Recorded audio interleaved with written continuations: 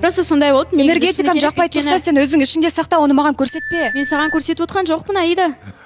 Кеше Саған сізден қарсы ештеңе сұрағаны айтып отқан жоқ. рас па, қымбат, сізден Аиданың сұрағаны Ақтөрені ұнатасың ба деген. Ақтөрені ұнатасың ба деген нәрсе емес, просто отқан кезде бәрі нормально. Ақтөре келіп артынан қосылды ғой біздің отқан жерге. Сол кезде Аида сұрамап отыр, бәрі нормально ма деп, мен өзімді ыңғайсыз сезініп отырмын деді Аида. Иә, бәрі нормально дедім, мен сол жерде жоқ, мен қызғанып отырмын деп айтым керек. Ал сіз неге ол сұрақты қымбатқа қойдыңыз? Өйткені мен көрдім ғой қызғанып отқанын. Мен сұрадым, ұнатасың ба, қызғанып отырсың ба деген сияқты.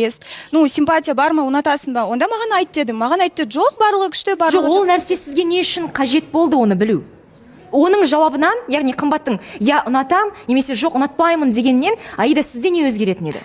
Менен қызғанбай ақ қой деп айтқым келген негізі. Менен қызғанбай ақ қой, Ақтөремен бақытты бол деп Иә. айтқыңыз келді ме? Не бақытты бол деп емес, бақытты бола алмайсың Ақтөремен. Қалай? Бақытты бола алмайсың Ақтөременен. Бақытты бола алмайсың Ақтөремен дейсің ба? Сен оны шешіп қойдың ба? Не ол кетті? Ақтөре шешіп қойды. Ақтөре шешіп қойды ма? Ақтөре, не шештіңіз? Мен шығып кетейін ба, ағайын, мен шығып кетейін ба деп отырмын.